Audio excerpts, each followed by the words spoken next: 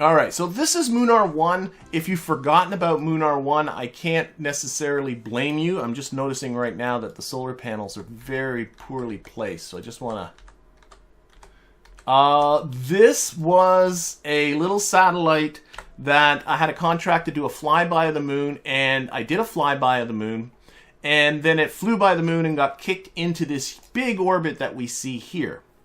And this blue orbit's the orbit that it's in right now. And this orange orbit is the orbit that it wants us to put it in for this contract. Let me pull up the contract so you can take a look at it. Boop.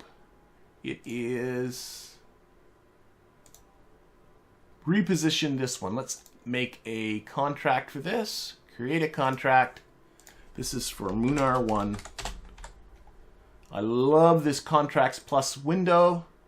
Now I can select that contract and it's all by itself. Okay. And the designated orbit is to have this apoapsis and this periapsis, which are the same as its current apoapsis and periapsis, but to change its inclination to 10.5 degrees. And that's this orange orbit that we see here. What I think, let me turn everything off so that you can really see, hopefully see what I'm looking at. What I think makes this fun is we are in this blue orbit. We're going to come around Kerbin, and when we come around Kerbin, we're going to re-encounter the moon again. So what I think might be fun with this one is to not to do this. I mean, it's easy enough just to get, actually pretty close to right now, to do a burn right about here. I mean, we could do this. Actually, I'm not sure I have the delta V. Let's see if I got, I think I do actually, but let me activate this engine. We have 340 meters per second of delta V. This would be the easy way to do it. And to do, whoops, if I burn the right direction. To just do that. Boom, that's it. It's like 60 meters per second of delta V. And get this inclination and be done. But what I think would be more fun than to do that would be to see if we can use the moon to kick us into this orbit. That if we can come around and have the moon kind of give us a little bit of a nudge in the right direction. So what I'm going to do is, I think the best place for us to affect our encounter with the moon is either a quarter of an orbit ahead of the moon or a quarter of an orbit after out here. And since we're coming here first, I'm going to do this here. I'm going to make this maneuver. And then we're going to focus our view on the moon.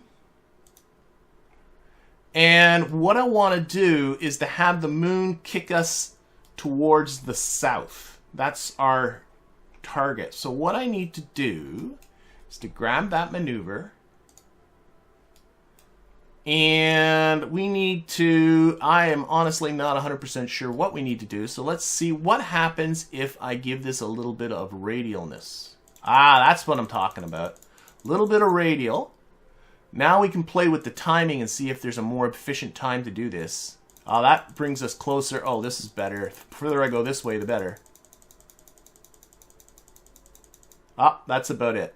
Okay. I want to get a good spot to affect our trajectory. So now I've given too much of that radial. So we're going to bring this out again. So this is a very tiny little burn. And what we would like to do... Actually, we want to come over the top of the moon. So actually, I think I had the right idea in the first place. To come in and let's kerschmack the moon.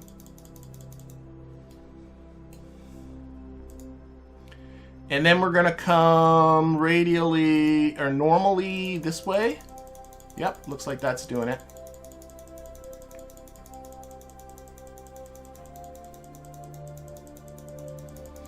So now we're coming over the top of the moon and we're being kicked downwards, as you can very plainly see. And you can see we are affecting our inclination by a lot doing that. So what I'm going to do is keep going this way. So we're not affecting our inclination so much. We're going to use the moon to kind of help us out a bit. I'm not 100% sure I'm still doing this in the most efficient place that I could be. Let's play a little bit more. That brings us closer. This brings... Oh, no, yeah, this is about the right place to do it. Let's, again, keep playing with the normal component. Oops, that's way too little. There we go. So you can see it doesn't take much to There we go. Okay, now what I'm going to do is I want to come back out to our thing so I can see our target orbit. You can't see this orbit unless you're in the sphere of influence of Kerbin with your camera. And now I'm going to keep playing with this. Let's see, radial.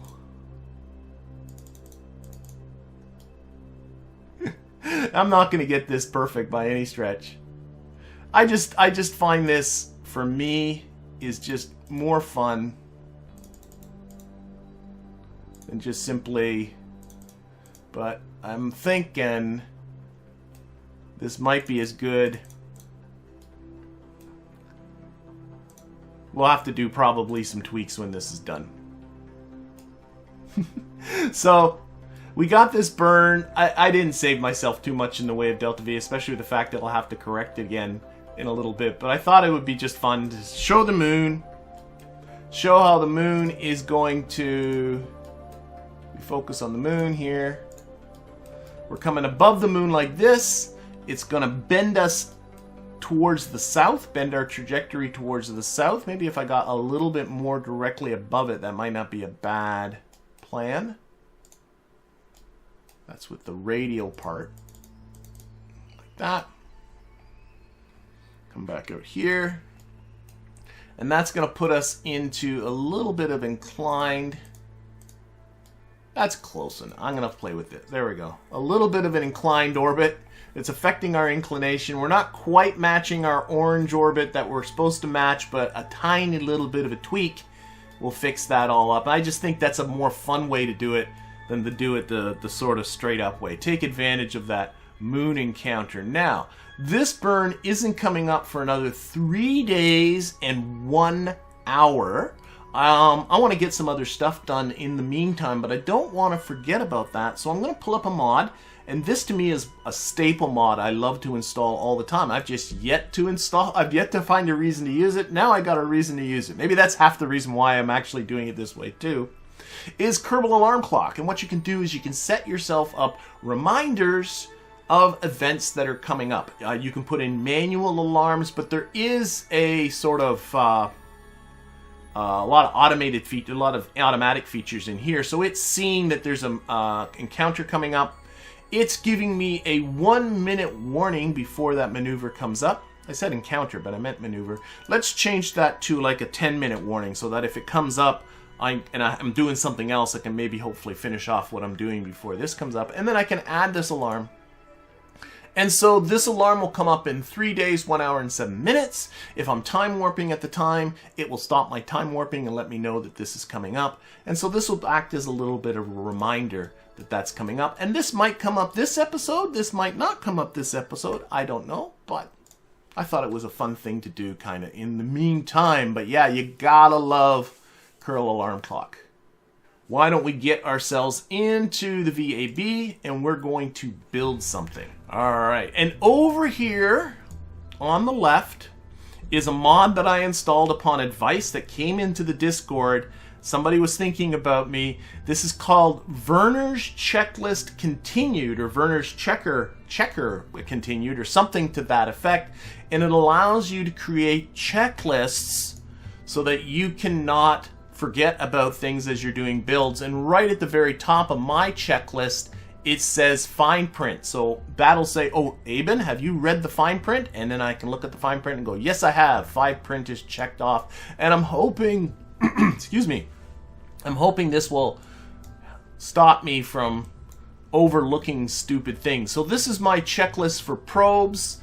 I made one for crude crafts as well. I've made one as well for airplanes. These other ones are ones that come with the mod, and it kind of shows the way the mod works by default, which honestly I don't really like. You can't turn these on and off. What instead happens is if you put out a control body, see, they go green themselves. So it's checking your parts, which is kind of neat, but also I find ripe for failures. If you have mods and things installed, it just feels like something that's just going to go wrong. It also has this, I find annoying, I think they found it cute, more boosters thing on the bottom, which you can't, I couldn't figure out how to take away. But for my checklists, I just made them all manual, so I can just go in here and manually either click them on or click them off. I'm the one in control of whether those are green or not some mod that's deciding whether I have what I need or not have what I need. And in order to make your own checklist, this is one thing I wish there was a feature in here that wasn't there, but you have to get into the config file for the mod and manually put all these items in. It's not that hard to do, but it certainly would be neat if it was like built into the mod for you to create your own checklists. But anyway, there's that. Let's get into contracts. The contracts I am looking at, again, let's get into the missions. I have, nope, that's all right. Yep, the contracts I'm looking at is R is not that one. Position a satellite in a specific orbit. We're going to create a new contract, and this is going to be for Munar. Ooh, this is a very good question. Which Munar are we up to? I'm going to guess Munar 3. I could easily be wrong. We can edit it later. And we also have a contract to get some science from space around the moon. I'm going to add that to this contract as well. And now if I select the contracts, that's the only two I see. So that is just perfect. Okay, so here's my plan on what I want to do. So I have this very specific orbit that I have to reach around the moon. I also need to have a mystery goo with me. So I thought, well, if I'm going to have a mystery goo with me, well, I'm going to use that mystery goo. And if I'm going to use the mystery goo, I'm going to use the materials bay. And just to remind people with Kerbalism, the science that you collect with the mystery goo and the materials bay are samples that need to be returned to the KSC in order for you to get the science from them. You cannot transmit them. So what I'm going to do is I'm going to send a materials bay and a goo out, put it in this orbit, collect the junk I want to collect, send it back to Kerbin and recover it. I'm going to do one better than that as well. While I'm collecting, this is in high space about the moon, why not adjust the orbit to go to low space around the moon and collect materials bay and goo around that? That's going to require a second materials bay and a second goo, so this thing is getting pretty involved, but that's going to be the whole plan. Have a probe, 2 materials bays, 2 goos, get it into this specific orbit, get it into low space around Kerbin, collect all the materials bay, all the goo that I can, well, that should be all of it, and then return back to Kerbin and recover it. That's the plan. I hope I'm not too ambitious, but I suppose there really is only one way to find out. So let's start building here. So this is starting off with the hex probe. The standard, this is my best probe to date. And I need to put on a goo and a materials bay. And I'm just looking as well. I also, oh shoot, science, for goodness sakes. Yeah, this is why I made myself another checklist. I'll get back to this in a little second. I made myself a list. Don't forget, I have now almost 100 science. I can collect some more science, and that's going to help me. So I should really think about science. I've already looked ahead, and the science I'm thinking about, this makes my life easier, is electrics. I'm definitely want to grab this one. This gives me deployable solar panels, bigger batteries, more lights, and upgrades to the hard drive capacity of the experimental storage unit, which is great. Some deployable stuff as well. Better antennas. Okay, good. All good stuff. So we're going to just grab that one right away. And this was a little bit of a hard choice. I'll let people know what else. I was also looking at, because I'm within shot now of command modules and putting Kerbals actually into space. Was tough not to think about that one, but let's reach the upper atmosphere first. And the other one I'm thinking about, and these are all ones I'll probably unlock very soon, is this one for the double C seismic accelerometer. I do have a mission to land 3 probes on the surface of the moon. I want to have this unlocked before I get to that. So anyway, now let's get back to our build. Oh my goodness. All right, back to the build we go. So let's think about solar doesn't really need a lot of electricity. We're going to power this thing using the fuel cell once again. So I'm going to use, it does need a lot of electricity for that, but despite the fact that I just unlocked what I just unlocked, I'm actually going to use just 4 of these, just like that. Electrical storage, I don't need a lot of electrical storage. Let's start sticking stuff on here. So, I need, let's put this in a fairing. And then stick some science stuff under it. Bum, bum, bum. There we go. Materials Bay Science. There. I also have some mystery goo stuff. So what I'm going to do, I'm going to create a little bit of a, make that the root part. Going to turn on the interstage nodes. Bum, bum, bum. Actually, no, I don't think I will turn on the interstage nodes. I think what I'll do instead is put in a structural part. I have this truss structure. This can now go back on top. And then attached to this, I'm going to put my 2 mystery goos. Just 2 of them. And we're also going to put on, for electrical consumption, a good old fuel cell. And the fuel cell will power the electricity that's required, because these things, especially if I turn it on, we're over 2 units of electric charge that they consume. So this thing can cover that. Now, this fuel cell runs on hydrogen and oxygen. And where do I find that? Right here. This is going to be in these small pressurized tanks. Let's put one here. This has 1,700 units of oxygen on it, and I need only about 1,300 units. So we can actually just, oh no, times 2. Sorry, I wrote times 2. I need 2,600 units. So if I put this around 1,360, grab that, double it up. Actually, let's put them over here. So maybe what I'll do, just do it this way. Boom. And boom. So that should take care of oxygen. And then if I grab it again, I also need hydrogen. Again, this is all to power the fuel cell. There it is. Configure pressurized tank. Change it to hydrogen. And I need 2,500 units of hydrogen times 2. Right now it has, oh, that's already enough. I need 5,000. There we go. There's all the hydrogen I need. And I'm going to put you, let's line these up here.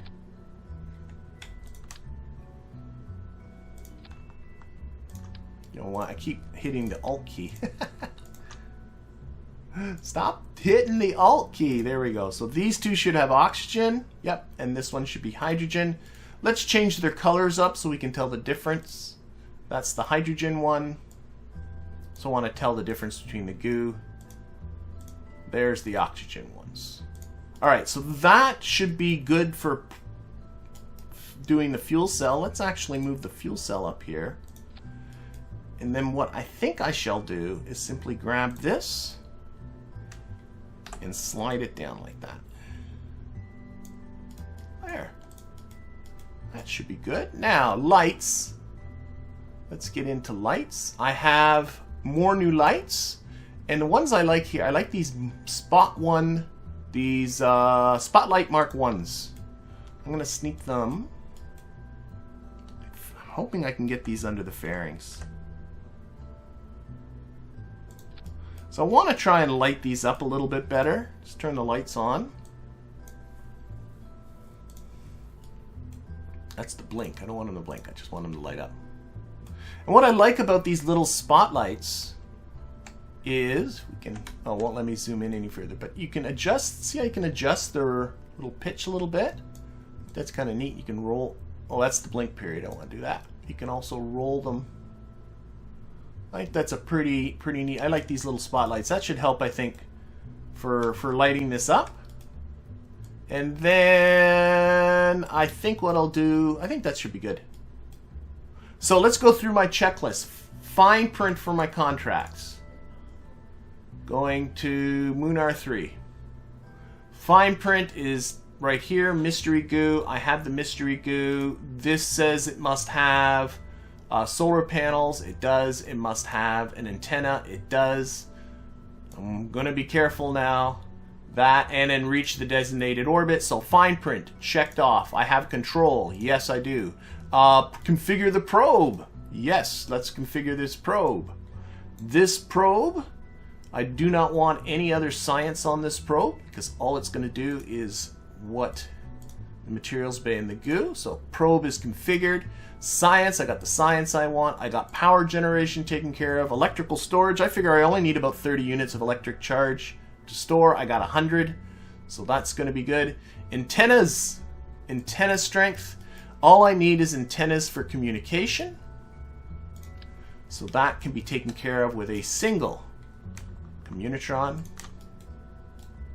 That will take care of the antenna. Check that one off. Speed is fine because I won't be doing any transmitting. That's fine. Data storage is fine because we don't need any data storage. Okay, I'm down to propulsion. Let's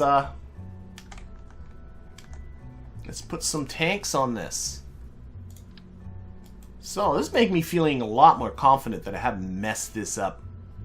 So put on that tank. We'll put on a Pug engine, and we'll see how much delta V I got. 15, 16, and I figure my budget in around 1,410 meters per second. So honestly, I'm liking this already. I want to go dark. I might want to go dark. Go to the dark side. Let's go with that. Okay. Thrust to weight is good. Delta V is good. So that's taking care of propulsion. RCS and propellant I don't need. Parachutes. Oh my goodness. Yes, I definitely want parachutes. This needs a complete change now. Yep. Thank you. Because this has got to return and come down. So what I'm going to put on this thing is a decoupler. And a TD, the little decoupler. We're going to put on a small heat shield. Where's my heat shield? There it is. Actually, the 1.25 meter heat shield. And then I'm going to use this part right here. The experiment storage unit. Right there, like that. And this thing requires, let me get this right.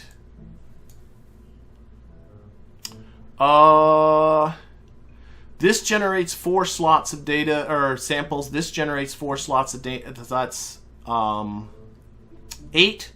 Each goo is 1 more slot, so I need 10 slots of storage capacity. So I'm going to put this up to 12. Data capacity doesn't matter. So this is what's going to be returning to the surface. I'm going to put another hex on the top of this, just for control, and then on top of that, we're going to put a parachute. All right, and I think I'm going to stick this antenna. Where am I going to put you? Stick you right about here. Need one of these, one-way symmetry.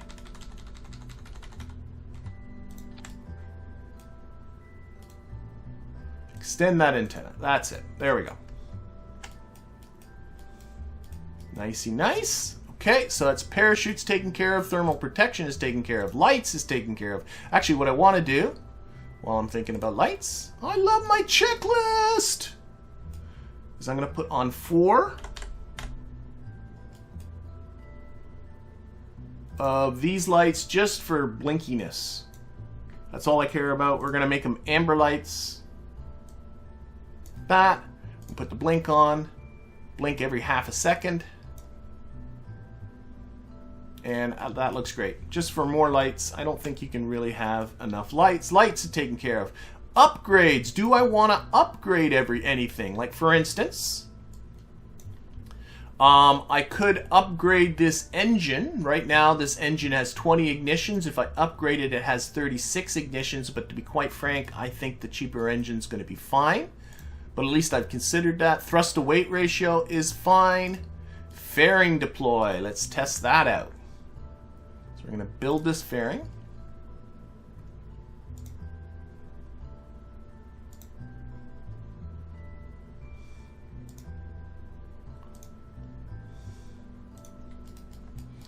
And let's turn this to clamshell deploy, put it up to 4 sides, put up the force a little bit.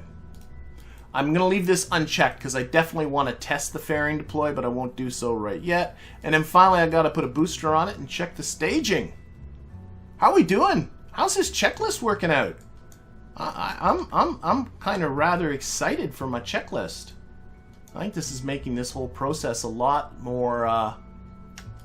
a lot less sketchy. Okay, booster. What is my total mass at? 2.77 tons.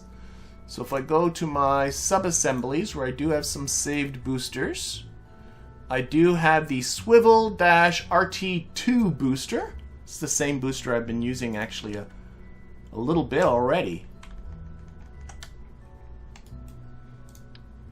Don't need this fairing on here.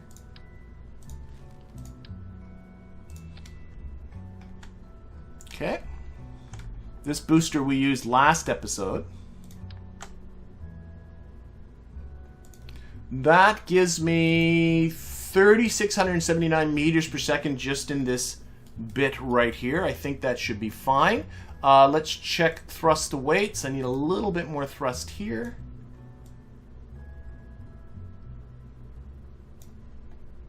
Atmo. Maybe do I have... Oh, I don't have more thrust there, so that's as much thrust as that's going to give me. So I'm thinking that might be about it.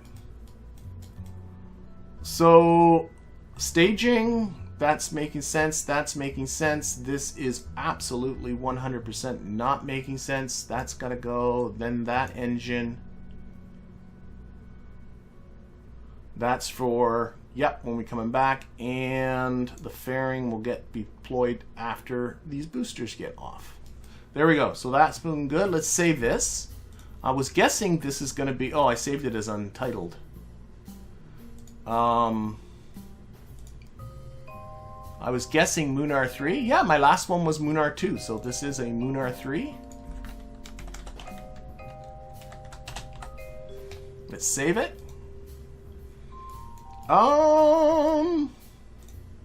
Staging. Okay, I've checked off everything. We can get rid of our checklist.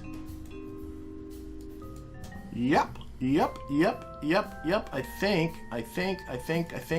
think we're good. So, what I'm going to do is just do a simulation really quick. We're not going to fly this right to orbit because I have a lot of faith.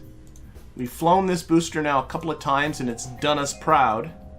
So I'm going to do a simulation, and actually the only thing I'm really looking at is the fairing. And Mini Black Gaming, you're very welcome. Mini Black Gaming says I've been a huge help, helping him getting back in the game. I'm very glad to hear that. Okay, Munar 3. Okay, what I want to do is just check, does this fairing stage the way I want? That's all I care about. That looks good. I am happy with that. Okay, I'm going to end the simulation. That's the end of my simulation. That was it. I trust its flight. It's the fairing I'm the most sketchy on. Okay. You know what I should add? I should add action groups to my checklist. Action groups. So, on action group number 1, we're going to put on this antenna. On action group number 2, we're going to put on this materials bay and this goo. And at the same time, we're going to start our fuel cell. And then on action group number 3, I'm going to put this one. I'm hoping I'm picking different ones. This one. And again, by then I will have stopped the fuel cell, so I got to turn the fuel cell back on. So hopefully, I think I got this working right. So action group number 2, fuel cell, mystery goos. Oh, the mystery goos are on. Okay, I see a problem. Back to here. I need to remove the symmetry. When I selected the mystery goo, I had them both selected. So let's just action group 2. I don't want both mystery goos going, just this one. And on action group 3, just that one. Well, again, they're both on that one. There we go. You need to remove the goo from the group of 2. Yes, thank you, James. I just figured that out. Again, lovely 20-second delay. I think we're good.